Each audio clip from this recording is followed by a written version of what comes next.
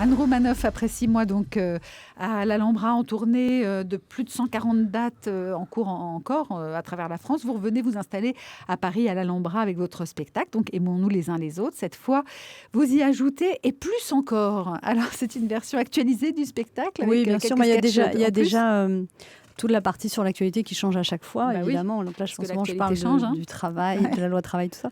Et ça va encore changer, j'imagine. Alors, d'ici le qu'est-ce mois de que vous juillet. nous dites sur la loi travail Ce qui était très drôle l'autre fois, c'est que j'ai croisé Myriam El Khomri dans un train, ce qui était assez improbable, un train pour Limoges.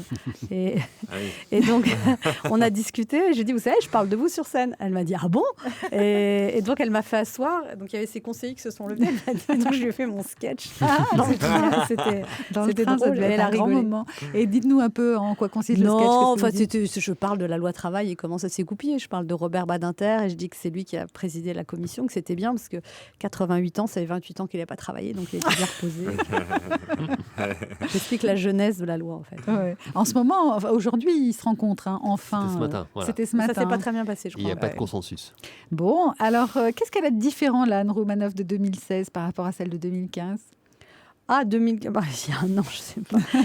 Ce qui est intéressant dans le fait j'ai la chance de jouer mes spectacles longtemps, c'est qu'on peut travailler, approfondir l'interprétation, le jeu. En fait, même des gens qui sont venus me voir au début à l'Alhambra et à la fin m'ont dit que c'était pas que c'était pas le même spectacle, parce que c'est quand même les mêmes sketchs, mais j'aime bien changer des petites choses. Par exemple, là, il y a un sketch de l'ado et j'ai fait tout un développement sur la famille Kardashian, où l'ado explique la famille Kardashian. Et c'est un truc qui fait rire même des gens qui n'ont jamais vu cette émission. Expliquez-nous la famille Kardashian. Bon, c'est effectivement une famille qui est une famille héroïne de télé-réalité depuis... c'est la famille bling bling par excellence. C'était trop dur parce que son père, il s'est transformé en homme, mais c'est pas son père, c'est son beau-père. Il se sentait une femme à l'intérieur et est devenu une femme. Et maintenant, il regrette, il voudrait devenir un homme, mais il a tout coupé. Donc c'est hyper dur pour lui.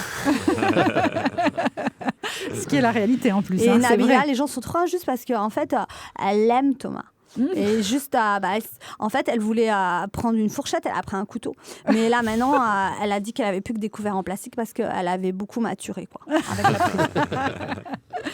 Aimons-nous les uns les autres, c'est un titre que vous aviez choisi il y a maintenant un peu plus d'un an. Depuis, on voit que la haine ne cesse de monter dans la société, les manifs, les terroristes, les jeunes, etc., les casseurs. Qu'est-ce qui se passe en fait? On n'arrive pas à s'aimer les uns les autres? C'est très dur, hein, même dans la vie quotidienne, même les gens, même dans le couple, c'est hyper dur de s'aimer. Même ses enfants, des fois, ils vous saoulent. Non, mais sans blague. Vous croyez? Et des fois, moi-même, je n'ai plus que des couverts en plastique à la maison. Et des fois, on saoule nos enfants aussi. On se demande pourquoi tout d'un coup, ils se mettent à mal nous parler après tout ce qu'on a fait pour eux. Non, mais je pense que c'est très difficile, les relations humaines. Et puis là, c'est vrai qu'on est dans un contexte un peu tendu. Après, bien évidemment, ce titre a une dimension ironique qui ne vous échappera pas. Donc, c'est essayons de nous aimer les uns les autres. Même si c'est la merde, essayons.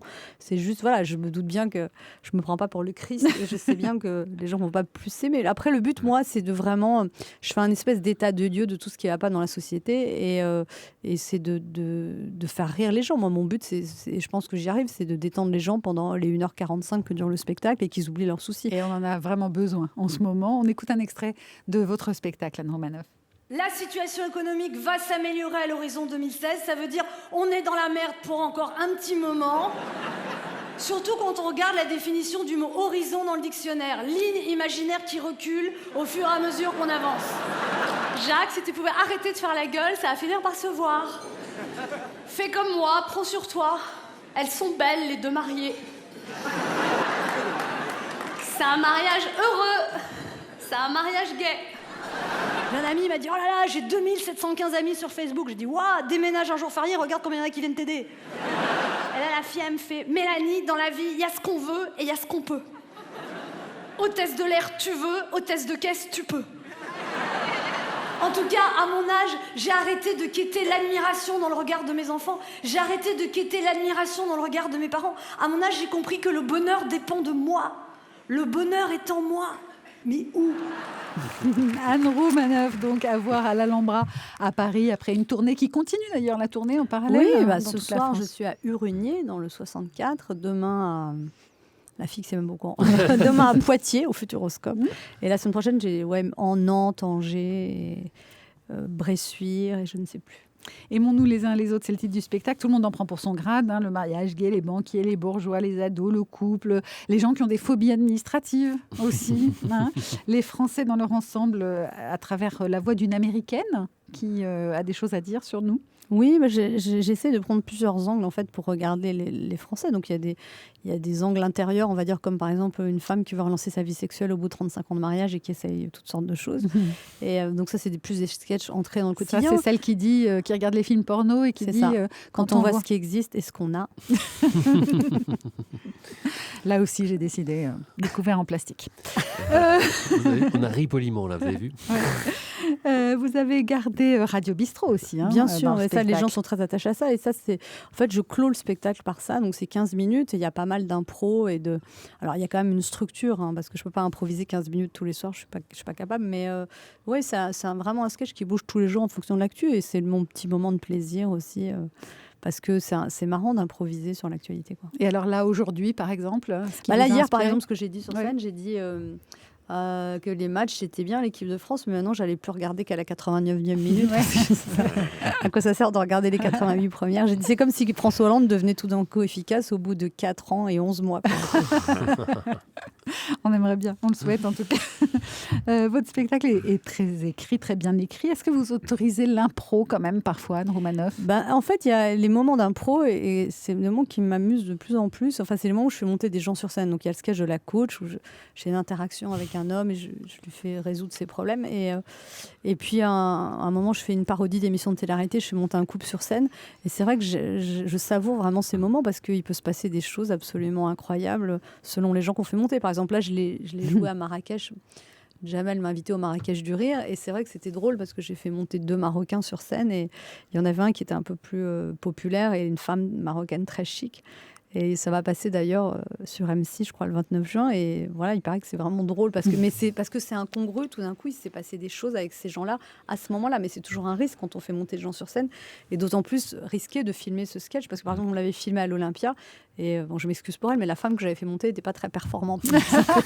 C'est un peu des choses, voilà. Mais c'est vraiment un sketch où je m'amuse beaucoup, je fais jouer les gens, où il y a une vraie interaction. Alors pour le coup, c'est pas du tout politique, quoi. C'est sur la nature humaine et sur la télé, les manipulations de la télé-réalité. Mais c'est vraiment un sketch où j'ai beaucoup de plaisir, quoi. Anne Romanoff, vous dites la vie n'est pas drôle, sinon pourquoi les gens payeraient pour aller voir des comiques? Oui, c'est encore plus vrai aujourd'hui que jamais. C'est ce qui explique le succès et l'émergence de plein de nouveaux comiques, en fait. On fait pas rire avec le bonheur, clairement. Après, le fait qu'il y ait une émergence de nouveaux comiques, je pense que c'est bien, ça crée un foisonnement artistique. Et pour les vieux comiques comme moi, c'est stimulant parce qu'on est obligé d'être bon, d'être très bon. Parce que je trouve que le niveau de l'humour a quand même monté par rapport à... On parlait de Coluche tout à l'heure, le niveau était très bon, c'est pas ça que je veux dire. Mais par rapport, quand j'ai démarré, on va dire, il y a 30 ans, maintenant. Presque 30 ans. J'ai démarré en 87, donc ça fait presque 30 ans.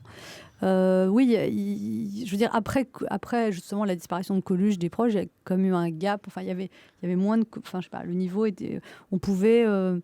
faire un spectacle pendant 5 ans le même, c'était pas grave. Là, alors que là, on non, peut plus du tout faire ça. Il y a quand même une émulation, il y a plein de trentenaires hyper doués, hyper vifs, hyper percutants. Donc voilà, il faut se maintenir au goût du jour et travailler. Enfin, c'est pas un métier moins que chanteur. Je me dis, un chanteur, il peut toujours fourguer la même chanson, les gens vont la chanter. Bon, après, le chanteur n'en peut plus de chanter la chanson, mais en humour, il y a quand même un nécessaire renouveau, parce que vous entendez une vanne une fois, 2 fois, après vous l'entendez la 3e fois, ça vous fait plus rire. Et encore, on vous prouvera le contraire tout à l'heure avec le fils de Coluche qui viendra après 13h. On écoutera encore des extraits de sketch de Coluche et on s'aperçoit que ça nous fait encore rire. C'est quand même la force du personnage. C'est fou. C'est des hits, Oui, mais en fait, maintenant, quand même, on va dire que l'humour se consomme et s'use plus vite parce qu'il y a les consommations Internet où les gens peuvent regarder un sketch 2 fois, 3 fois, 10 fois.